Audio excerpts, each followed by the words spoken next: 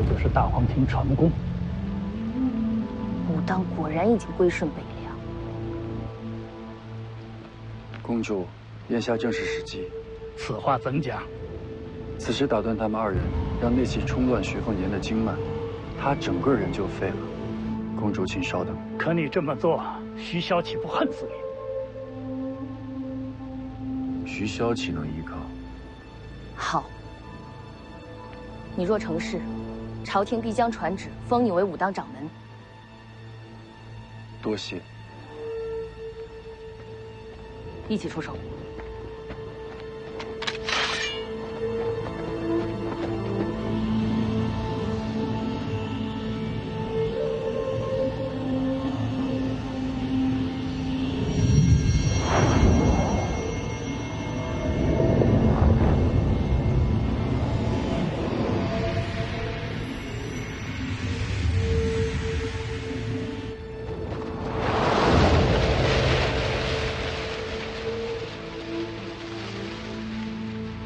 这又是谁？小王师兄，怎么从紫竹林里出来了？别再上前了。再这么下去，掌门师兄一身功力就全废了。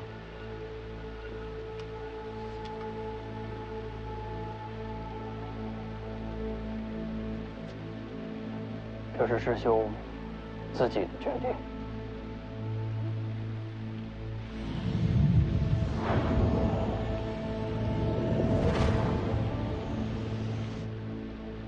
怕是要来不及了。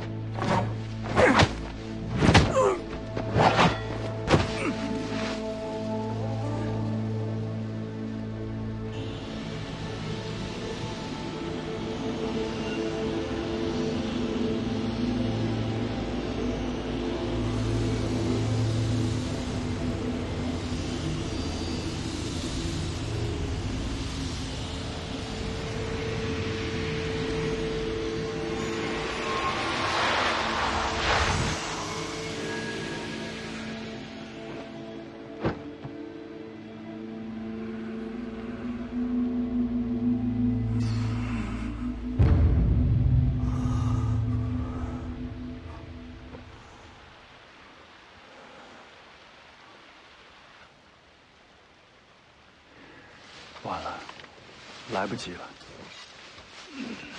唉，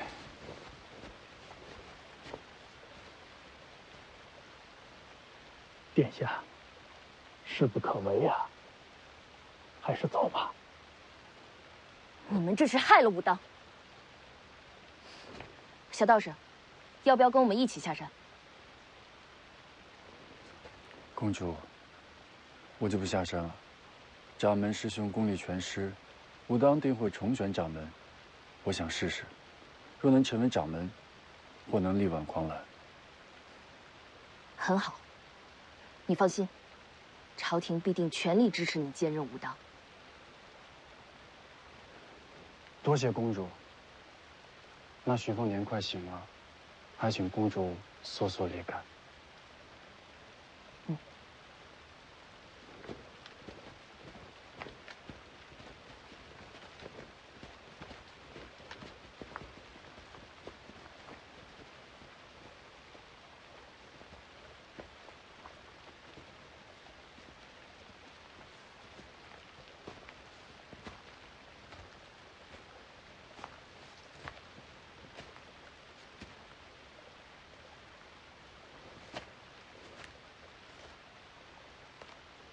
小王师兄演得不错，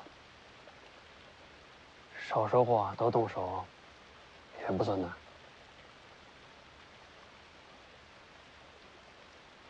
去看看掌门师兄吧。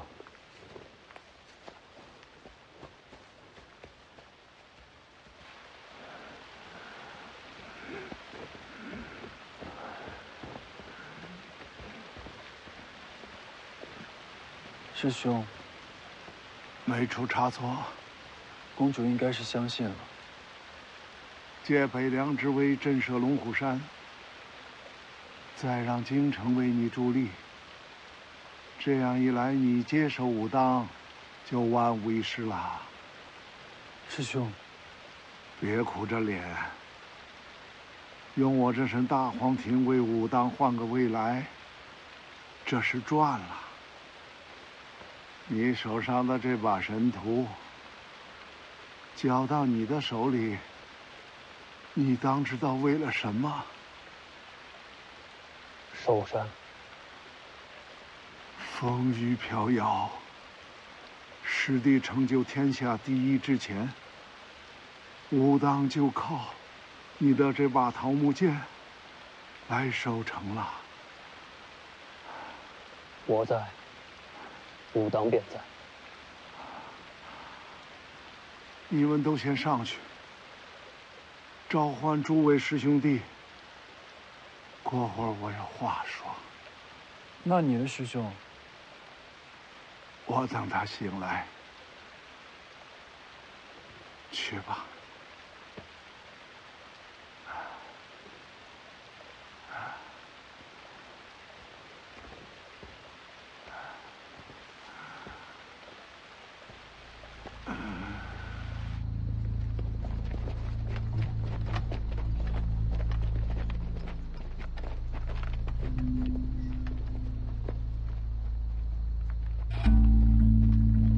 殿下，未见有人追来，即刻回京城。是殿下。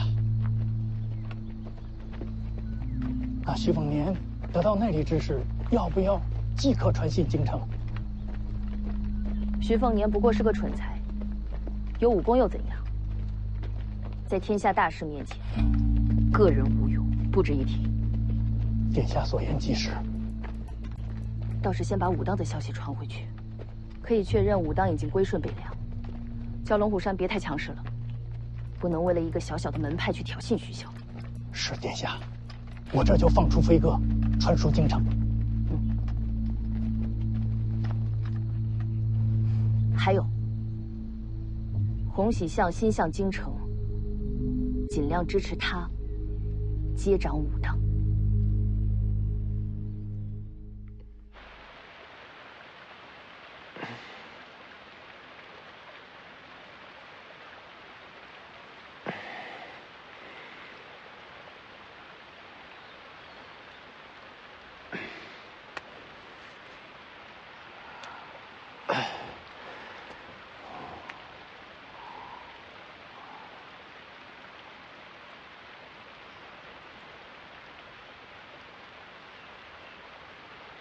衣服怎么没湿啊？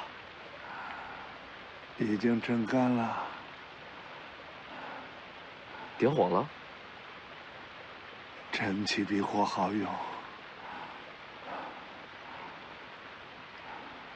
已经把大黄庭给我了。给了。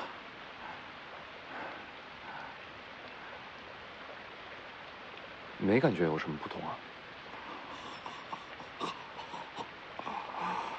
看来世子还挺契合这真气。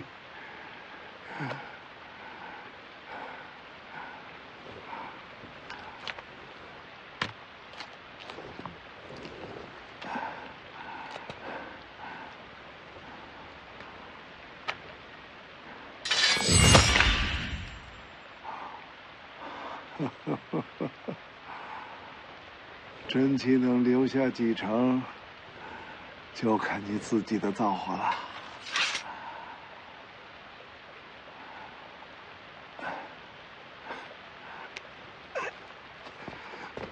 哎，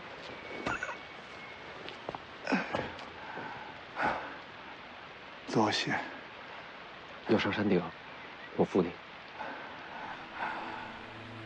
有劳师子了。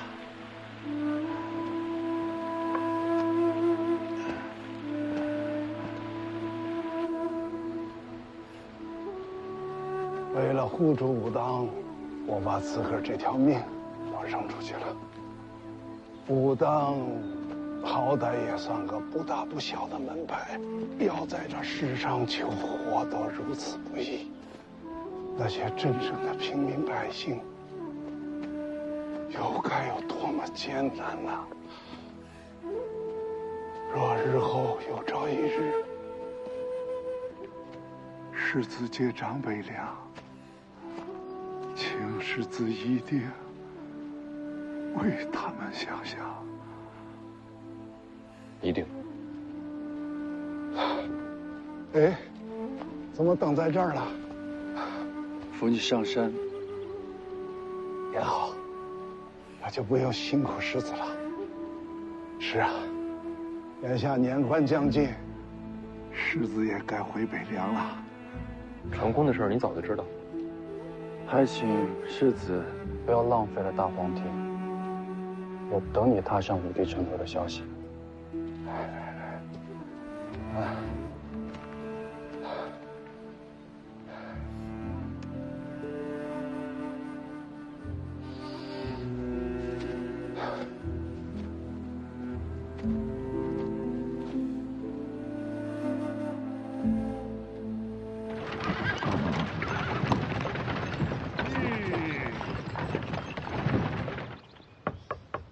公主殿下，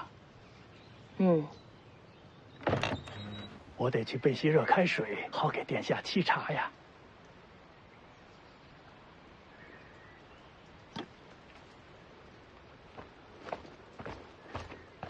跟着我干什么？这时候应该去守护公主殿下。是。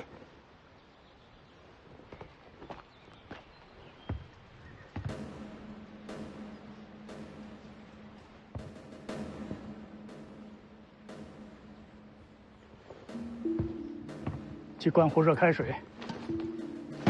怎么样了？情况有变。怎么回事？人被龙虎山接走了，应该是建九皇的手里。还有世子。世子怎么了？王重楼将一身大黄庭传给世子了。随珠公主已经认定，武当归属北凉。自保。除了这点意外，其余都如王爷所想。随珠公主亲眼见到世子顽劣不堪，从今往后京城应该会对世子放心了。哎，对了，义父让我问你，要不要找个机会回北凉啊？我留在京城，对王爷更有用处。你辛苦了。走了。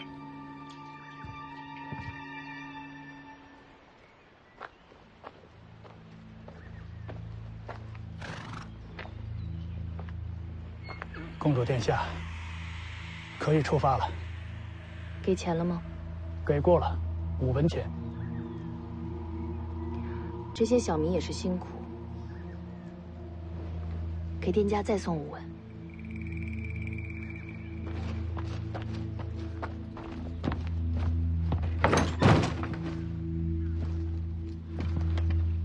客官，您还有什么吩咐吗？赏你的。哟，那可多谢您了。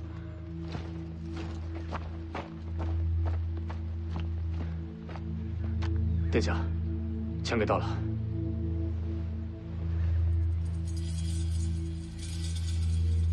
出发吧。是。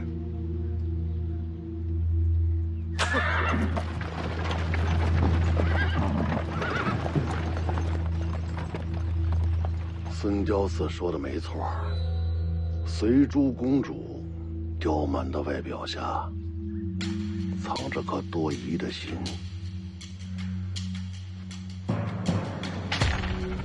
什么都别剩，能烧都烧了。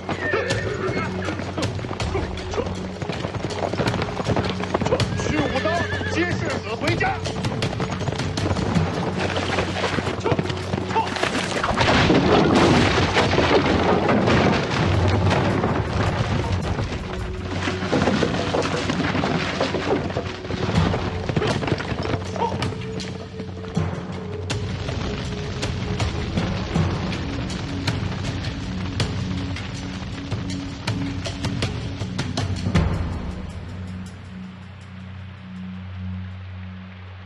王重楼有气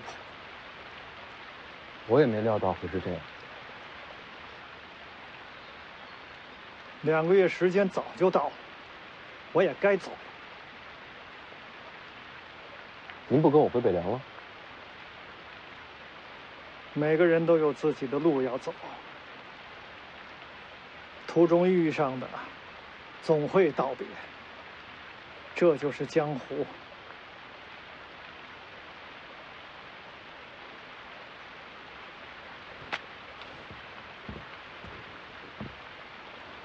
多谢前辈授业之恩。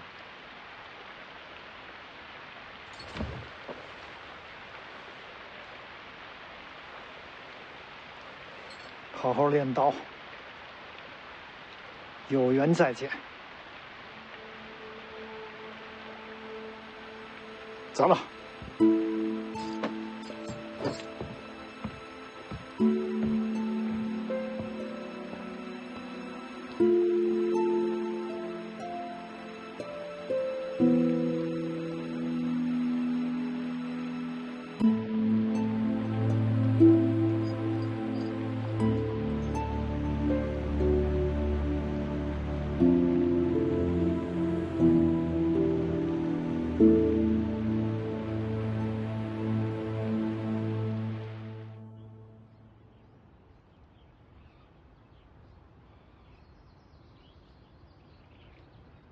都来了，掌门。好。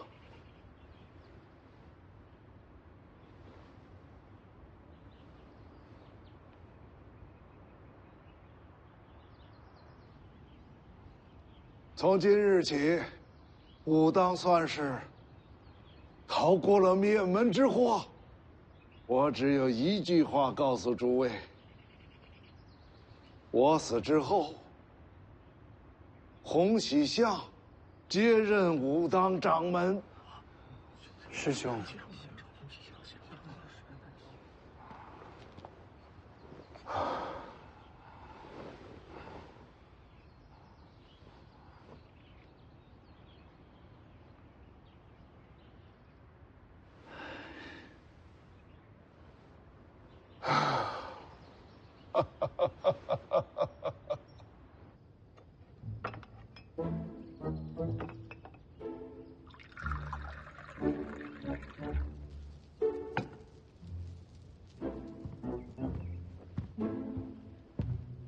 好像擦不掉啊。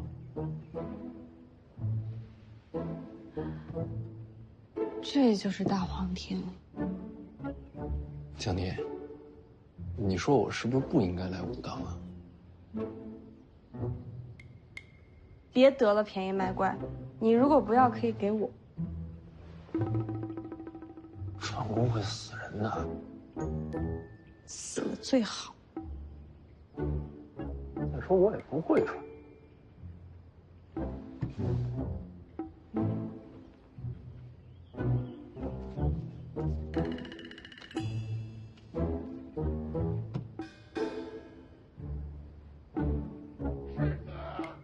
世子，世子，你想我了没有啊？啊，龙兄想死你了。江念，咱们该回家了。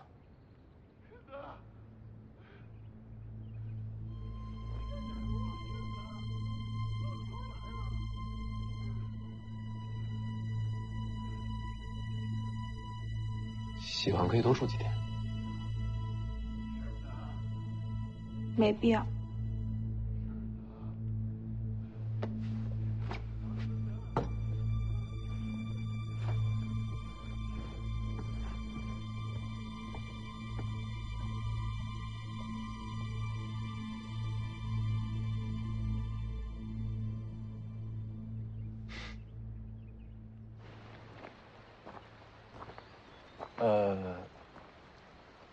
掌门师兄说他现在上下山太慢，所以就不送世子了。你帮我转告他，我欠武当的，永远不会忘。嗯，这是武当自家的真气炼法，有了大黄庭，可以参考下。就此别过。跟你商量个事儿。那茅屋先别拆，院子里再帮我种点蔬菜。种什么？就跟之前一样。你又让我去偷菜园？你是下任掌门，不难。世子，你还是赶紧走吧。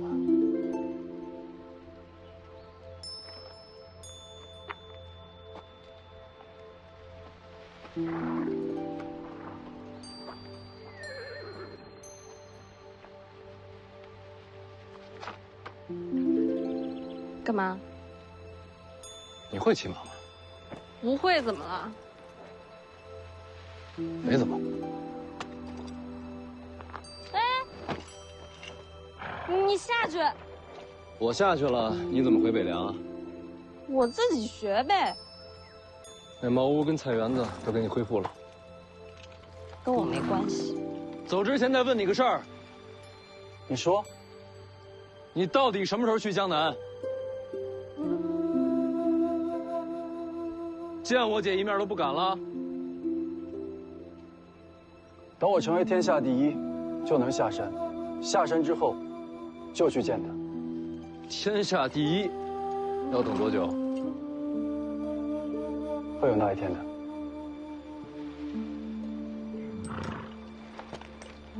回北凉。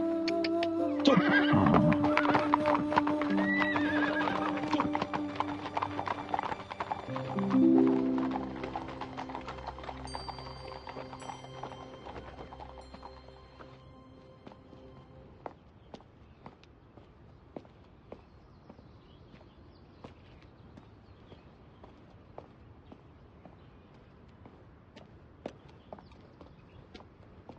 人走了啊，让你去江南。师兄，我是喜欢徐之虎，可我也喜欢武当。我成不了天下第一，我是不会下山的。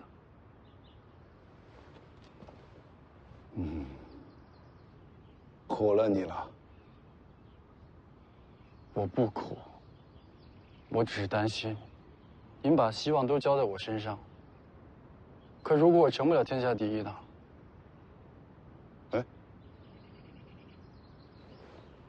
咱俩可是多年没有一较远近了，怎么样？今日比试比试？不好吧？不敢了。比就比。好。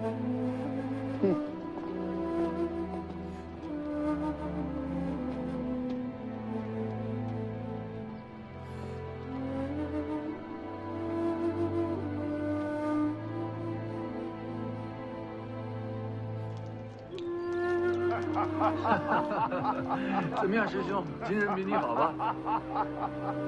我可是为了大荒庭的人，这叫虽败犹胜。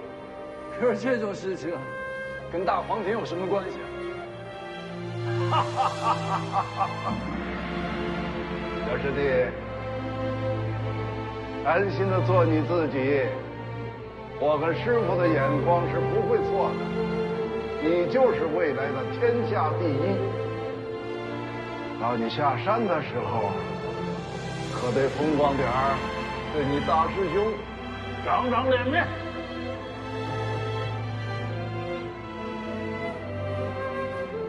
好，天下第一。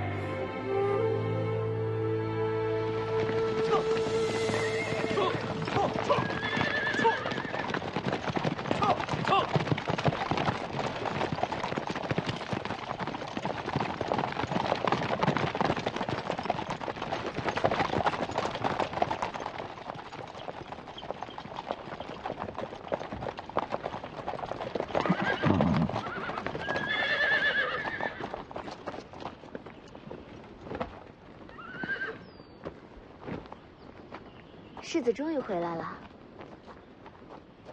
这便是大皇庭的印记吗？瞧着还挺适合世子的。都知道了，消息全都传回来了，还得恭喜世子文武双全。世子累了，先进去歇息吧。哎，你们怎么都等在城外啊？府里出了点事，世子进去再说吧。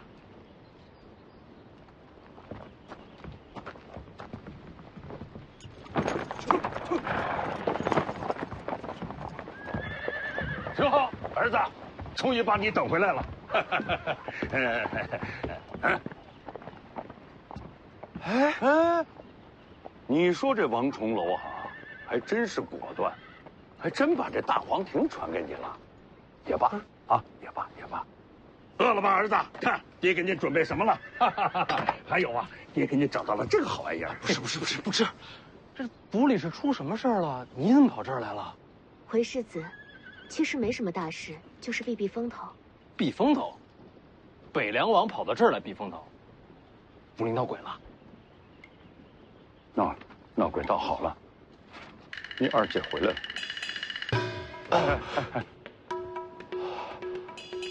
你把我学武的事告诉他了？还用我告诉他吗？这天下人都知道了。我还是回武当待几天吧。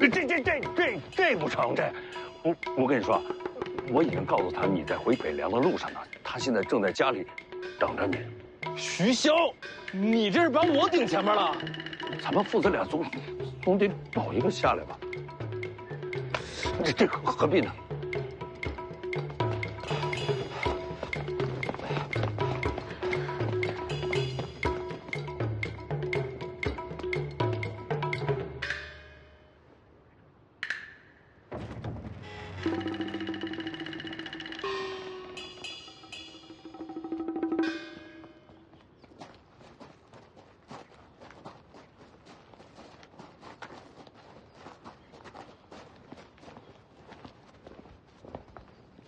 你看见他了？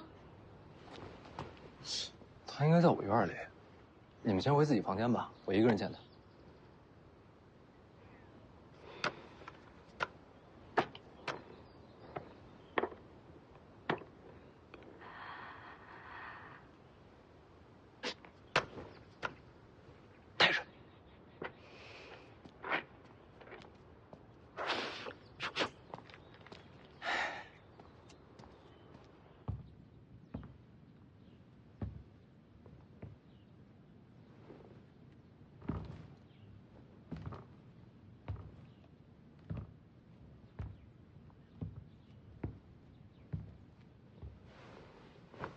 姐回来过年啊！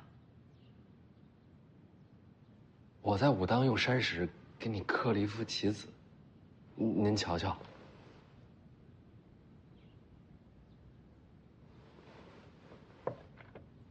看书累了吧？我给你揉揉肩。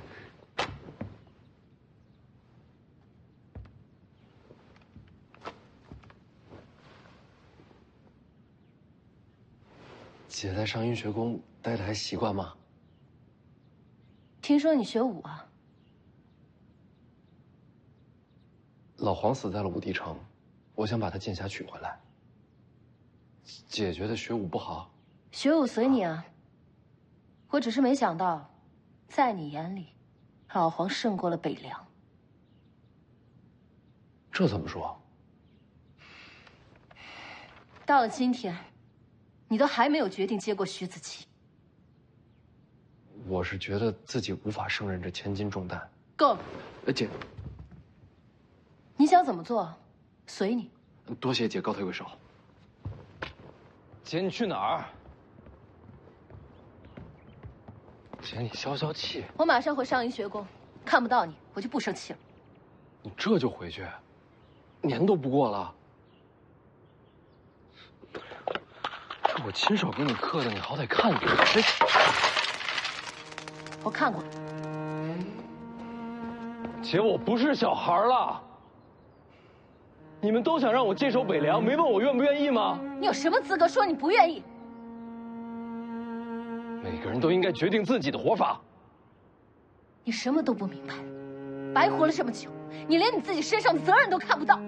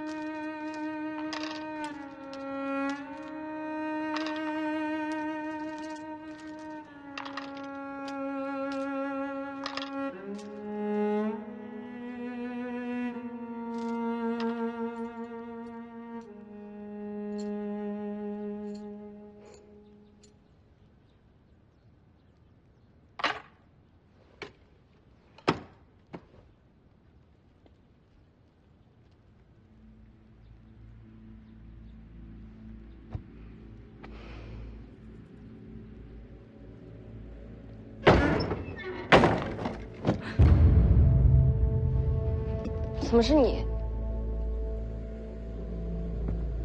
听说你又刺杀过徐凤年，不敢认？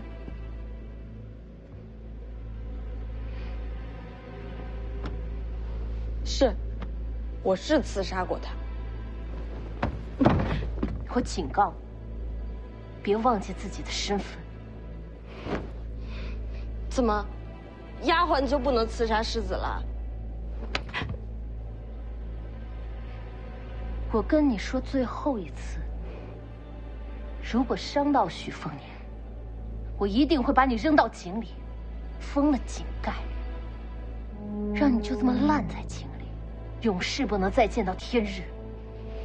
听懂的话，白纸黑字写下来，发誓你以后再也不会对徐凤年出手。行啊，写字是吧？你给我支笔，越大越好。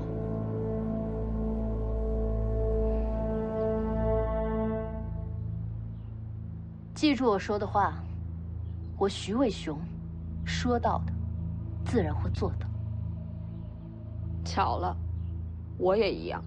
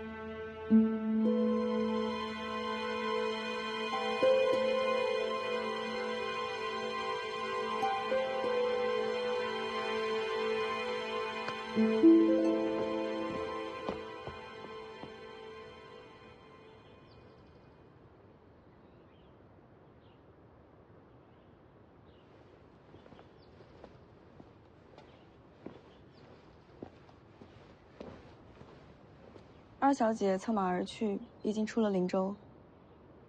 她倒是来去如风，闹半天千里迢迢赶回来，就是为了骂我两句。二小姐对世子的期望很高。她是上阴学宫数十年来第一奇才，我可比不了，也不想学。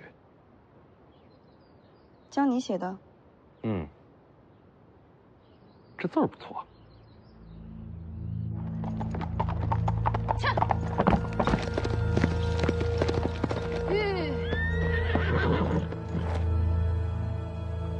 陈之豹，你在上阴学宫，应该学了诗书礼乐。我学什么，与你何干？学了这么多，杀气还这么重。我觉得上阴学宫很适合你。所以呢？所以如果没事的话，你就别再回北凉了。你觉得我是乱世之一？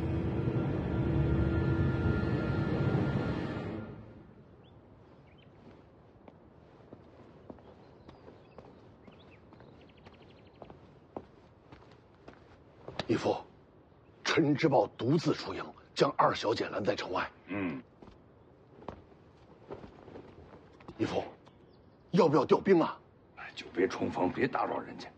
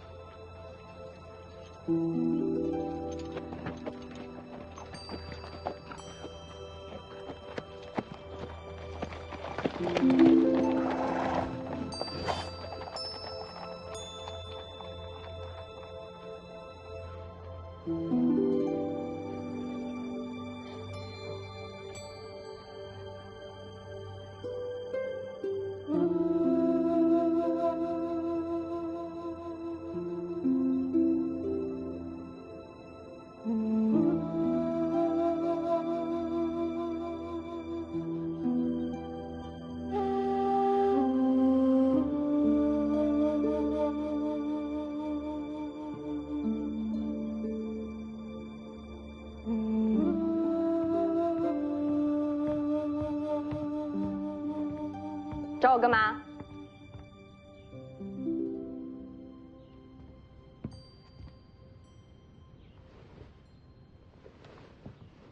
大黄庭怎么没了？王重楼不发功的时候，也看不出来。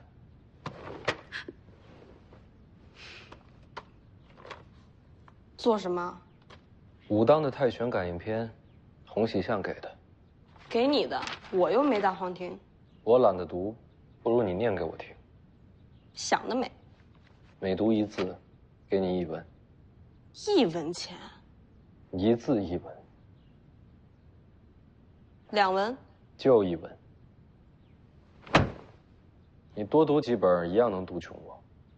不止1本。你想啊，我要习武，就得读书。就说眼前这一本《太玄感应篇》，我让红薯粗略算了算，大概6000来字。全本读完，我算你7贯钱。开张酬宾，你很划算。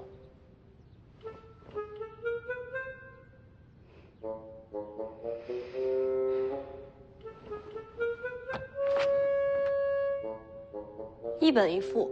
行啊。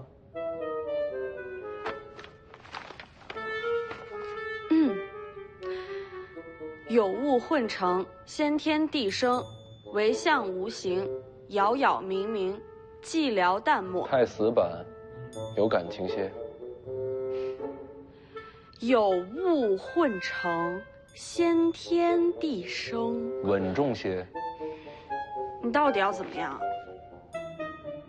我花钱请你读书，你是不是应该有点质量？我出去一趟，你先读着，好好想想怎么读最合适，我再回来听。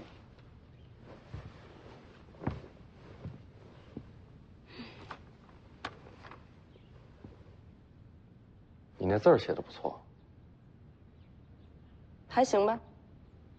我二姐凶你，你发誓杀我，合适吗？徐渭雄最疼的就是你，说杀他，他才不在乎。疼我，千里迢迢赶过来，就为了骂我几句。那是对你失望透了。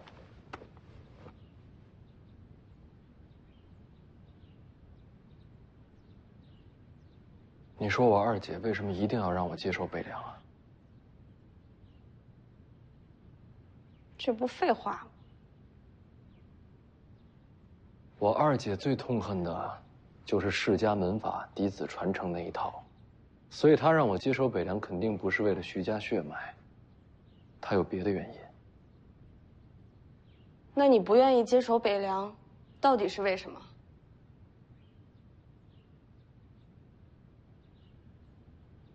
我不想看到，一直有人为了这件事而牺牲。那你什么都不做，那些人不就白牺牲了？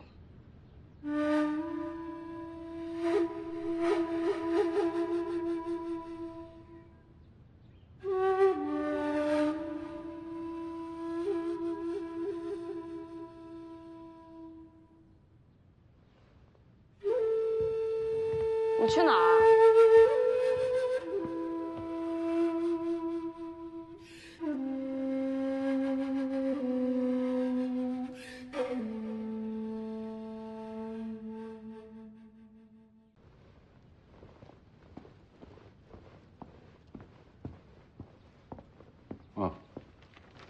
凤年来了，来，坐。皇们2位送去龙虎山了。啊，我知道了。龙虎山那边传来消息了。这个赵锡团待他不错，还真把他当做关门弟子了啊！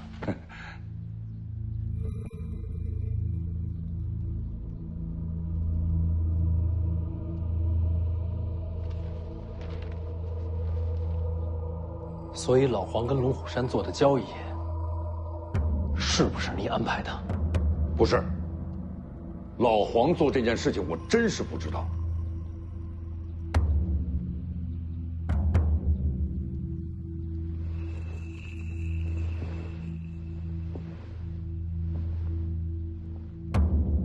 所以在你本来的谋划里，黄满儿是送去何处？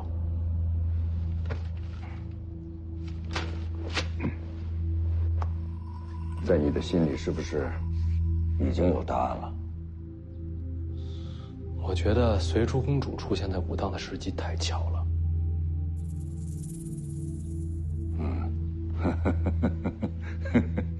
天下人都把你给看错了，凤姐，好样的，聪明。所以你是想把黄满儿送给皇室啊？他留在北凉对你不利。皇室只想拿他当棋子。你送去一个棋子，危害不到咱们北凉啊。那是你亲生儿子。你也是我亲生的儿子。哎，行了啊！你看，现在的结果呢，比预期的都要更好，对吧？但是老黄死了。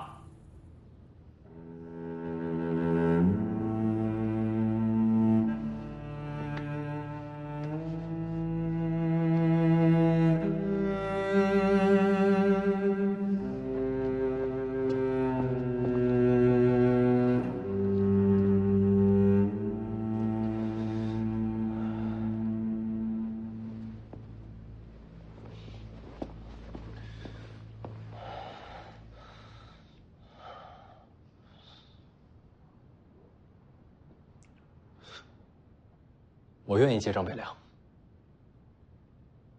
啊？我说我愿意接掌北凉。张大汉，你以前一直在拒绝，怎么现在会突然答应呢？什么理由？只有我接掌北凉，才能接黄满儿回家。哦。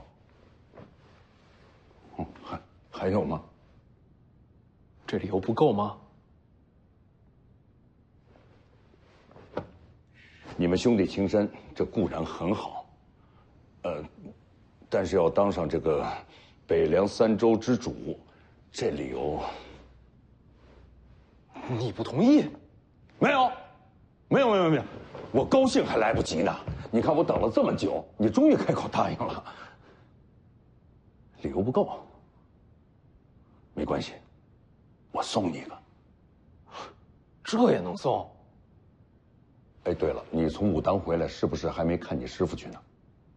快去跟人家打声招呼，你就在那儿等着我，好吧？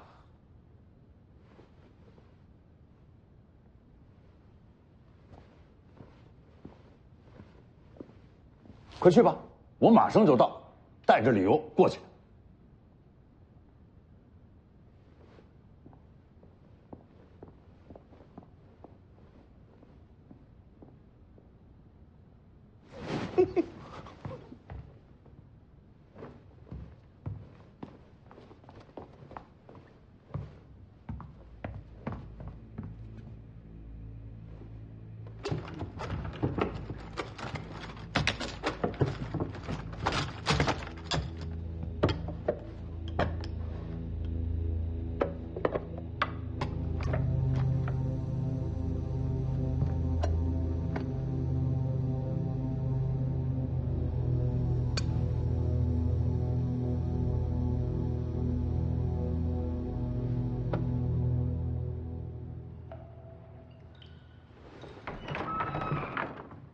回来了。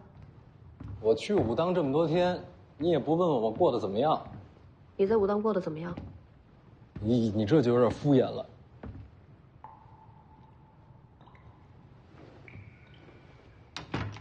干什么呢？这下面是什么？地基啊。不对，我闲暇时练刀，全力踩踏，感觉这下面还有空间，这下面应该还有一层。我从小就在听朝廷闲话，这下边真有一层，我一定知道。你真不知道？根本就没有。又怎么了？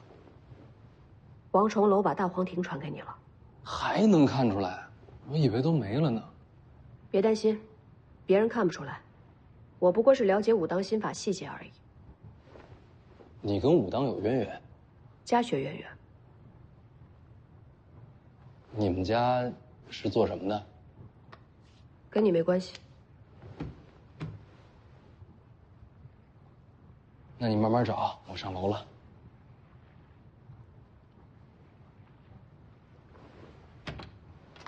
刀还我。秀东啊，本来就是借你的。我用着挺顺手。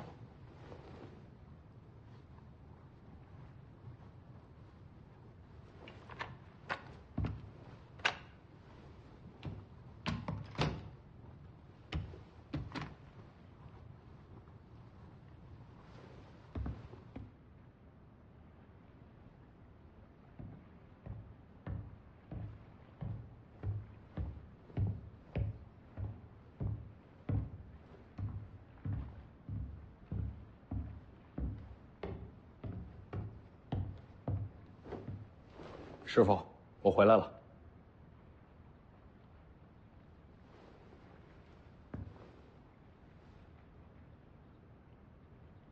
好棋，杀机暗藏。哦，看出杀气就错了，重新下。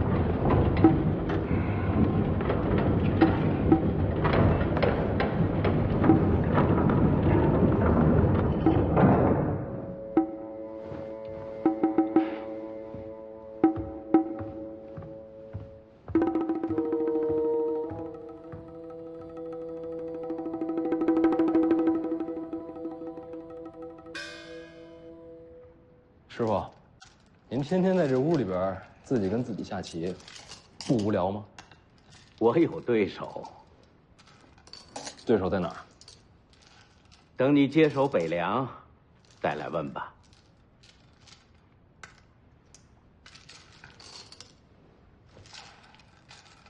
我已经答应徐骁了。徐骁，让你来听朝廷的？是。那就下去吧，他会给你答案。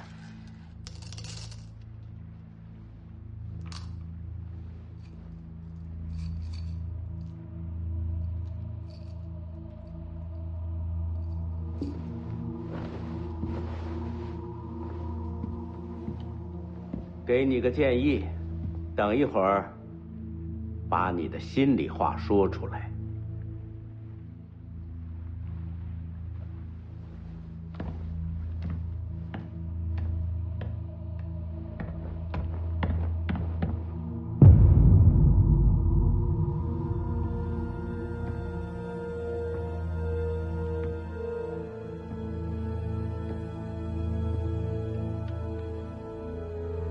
你怎么找着的？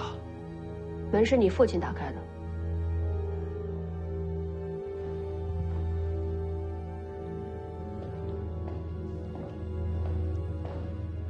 来了。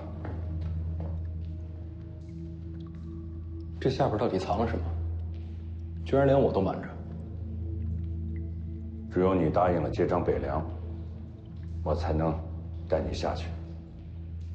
走。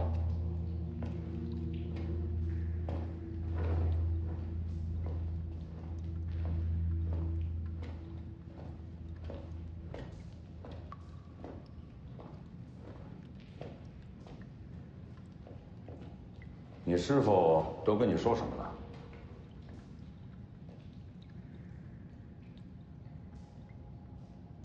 他让我跟你说出心里话，让我告诉你，为什么这么多年我都不愿意接掌北凉。还有，为什么我心里对你一直有怨气？我听着呢。你知道，大姐喜欢的是洪喜香。啊，就那个武当山那小道士，我当然知道了。但你还是把她嫁去了江南。啊，因为这样能换来江南文坛对北凉的支持。是。二姐这次回来只见了我一面，你也没留她。没有。你让她去上阴学宫求学，是为了让天下学子渐渐接受北凉。不错。现在黄马儿也被你送走了，家人一个一个离开，换来大权稳固。强敌鲫鱼，皇室忌惮，要想让北凉存活，总得付出点代价呀。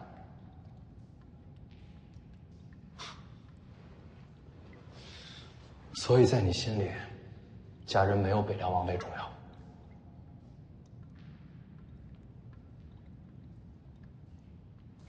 再走一会儿就到了。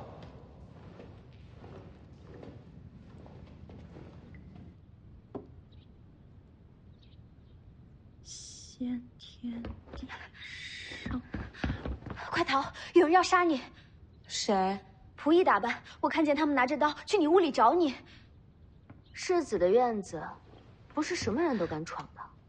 我拦着你，跳窗走。二小姐要想杀你，她是不会让手下代劳的。我知道。人呢，我是替你挡了，刀我也给收了。院里下人怎么会动不动就提刀杀人？二小姐院里的那些下人，以前可都是马匪重犯。这种人为什么会进王府？都是二小姐亲自抓的。二小姐从小就杀气重，出城剿灭的马匪不计其数，不少人都感叹过。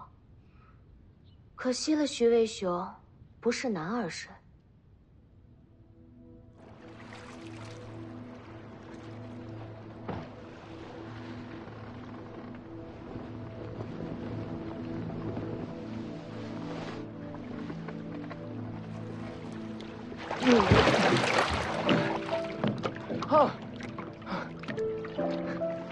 回来了，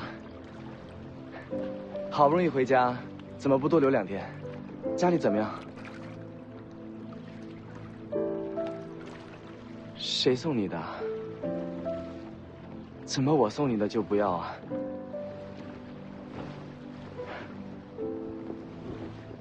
下回我陪你一起去北凉吧。我想在你身边护着你。哎，课堂等你。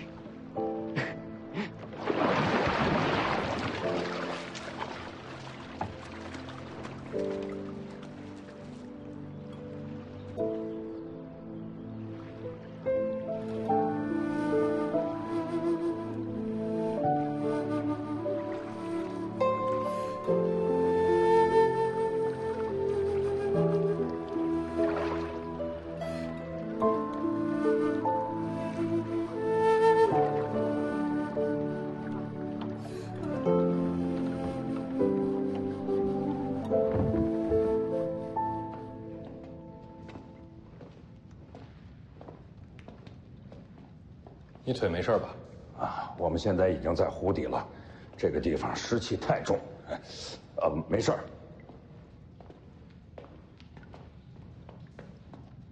这下边到底藏了什么？一会儿你自己看。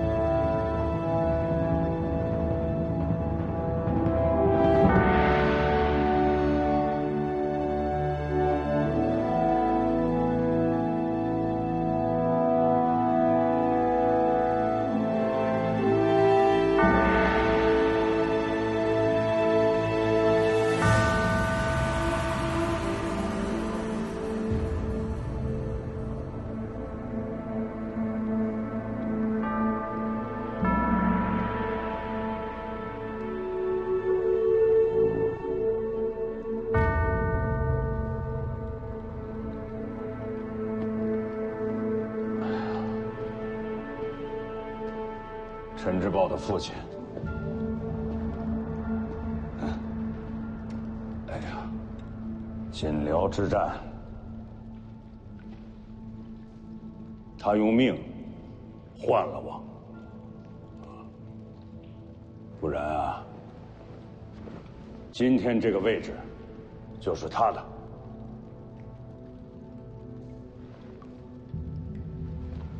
人人呐，都让我提防着陈之豹，可我知道，北凉对他到底意味着什么。王翦义缺大败之时，他用双手托起了城门，让我去逃命，自己却落个尸骨不全。啊，西蜀之战，当时啊，离都城不过10里，军师赵长陵病死，就差10里，他就可以亲手为自己的满门家小报仇。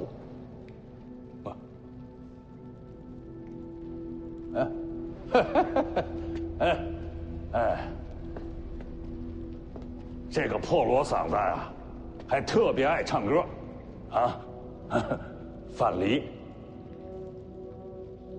走的实在是太早了。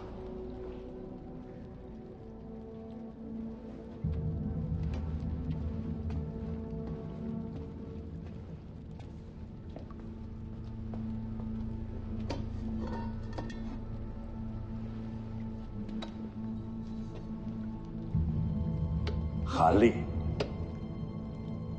本无死罪，为树军纪，我亲手砍下了他的头颅。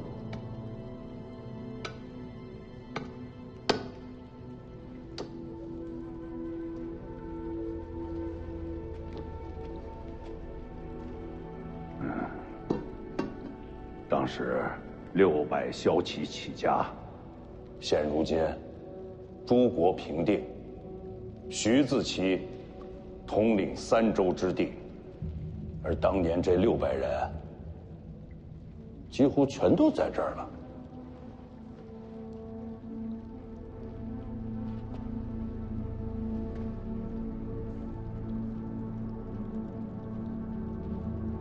为何不设祭品？用不着，他们不需要这些。儿子，你知道为什么爹被人称作人屠吗？杀人多。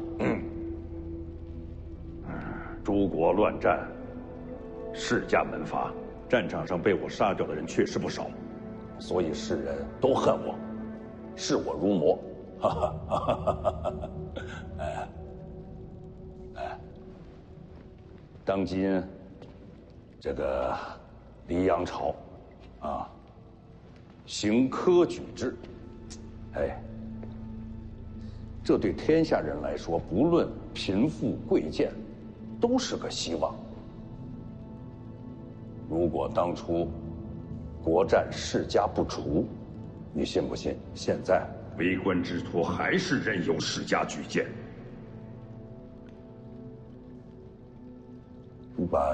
你把天下看成一棵大树，那些世家就是那个粗壮的枝桠，夺走了全部的阳光，剩下的大部分人就只能是树下的杂草，渐渐的枯萎腐烂。所以啊，斩去世家，这世间才有新生。这就是他们的梦想，也是我的。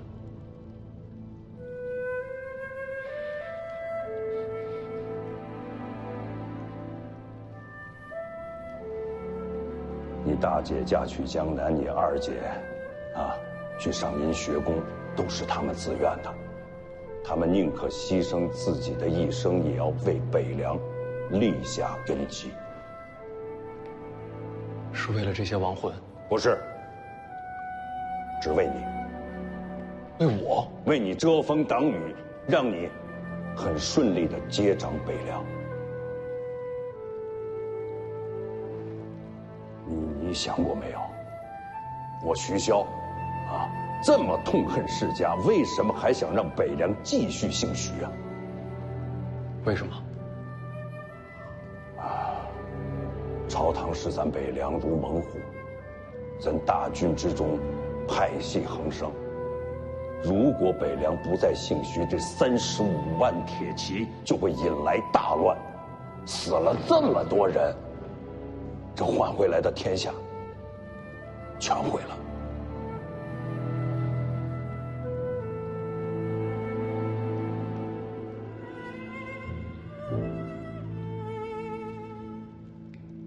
以前为何不告诉我？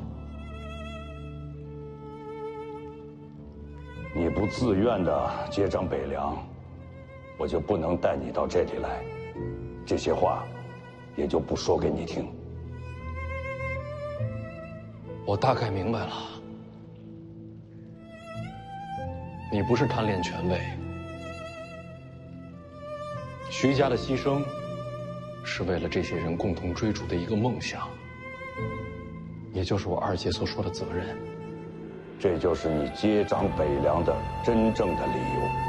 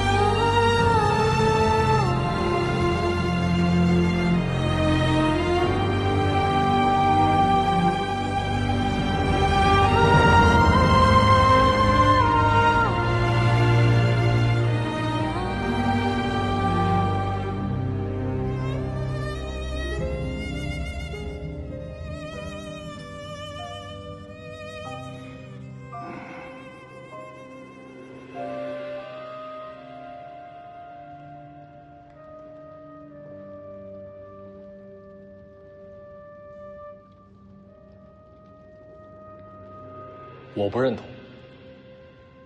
为百姓求生机，保天下无战事，这梦想非常好，但我不认同你的手段。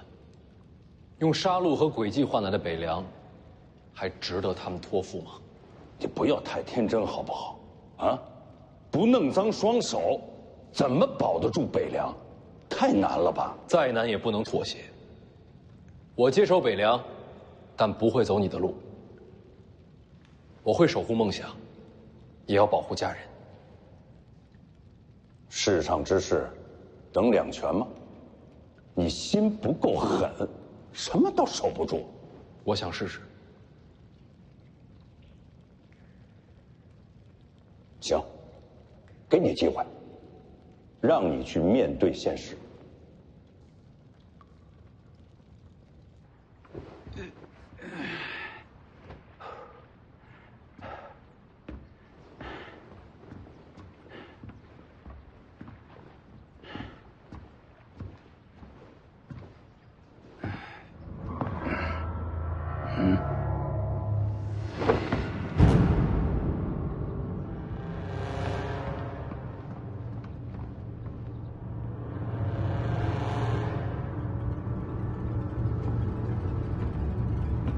谁把这通道打开的？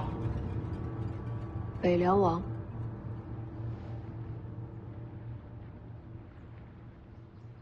哦，啊，那没事了。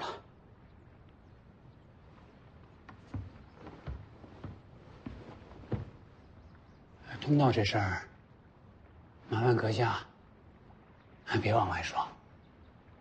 知道。我会替他们保密的。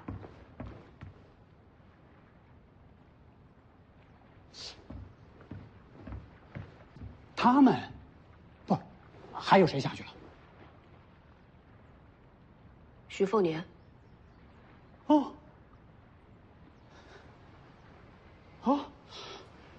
我得去收拾行李了。马上要出远门了。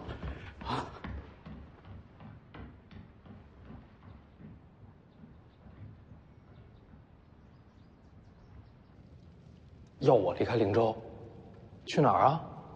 不是你不是说要去武帝城，帮着老黄把那个剑匣子给取回来吗？大黄庭我只留下6、7成，还斗不过王献之。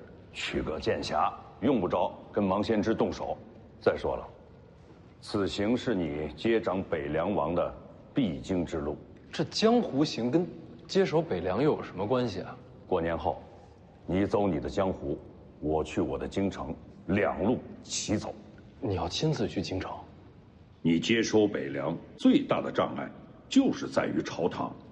北凉王位虽然有世袭罔替，但是朝廷早就想废除此制，到时北凉必将引发大乱。所以帮你博得世袭罔替，我们才能站住先手。那皇室又不是傻子，怎么可能把这名分给我？我会帮你安排好一切的。哦，对了，你不是想念自家姐弟吗？这次就给你这个机会，去见你大姐、二姐，你还可以去龙虎山跑一趟。哎，你到底要干什么？我要跟朝廷做笔交易，我要让你大姐跟二姐都回家，把江南还有上阴学宫的布局全给撤了，就是为了替你保住这世袭罔替的机会。你是说我能把他们接回来？我会把路都给你铺好的，你要做的，就像去武当一样，你要做出最后的选择。选择什么？用什么方式接他们回来？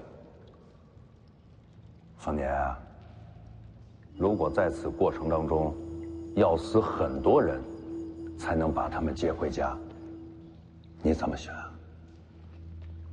我会找出第3条路。世上哪有这么多老黄啊？找出来的往往可都是死路。事在人为。好，我拭目以待。我拭目以待。啊！现在你先上去，我想再陪他们多聊会儿。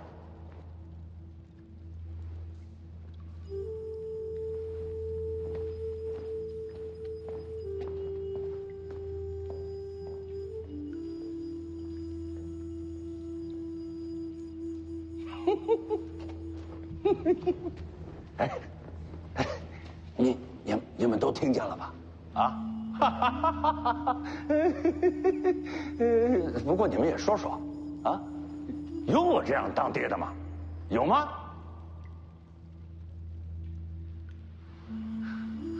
哎，但是我真的相信，啊，在最艰难的时候做出抉择，才能让这小子脱了幼稚，真正的成长起来，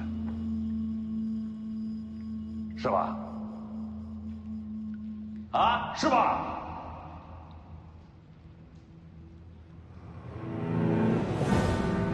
行了，你们大可放心，我一定把凤年培养成一位合格的北凉之王，让他替你们，也替我守住这天下。啊！啊！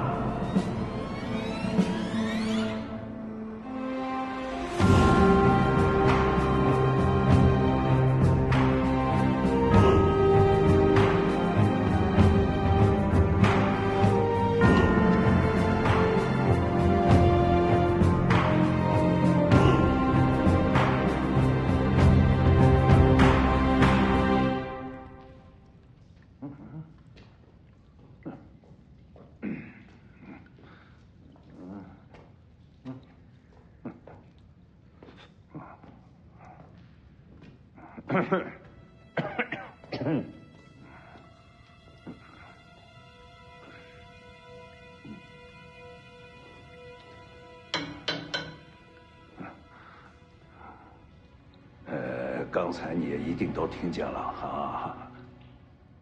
这小子非要去武帝城，啊，帮着这老黄去取这个剑匣子，有这儿。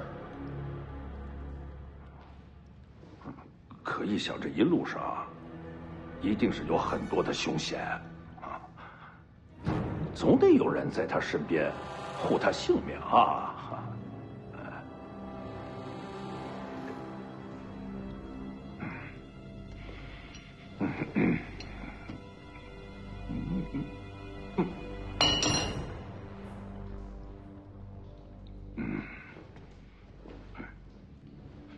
就算这小子安安全全的到达了武帝城，这要碰到了王先知，还真不好说了。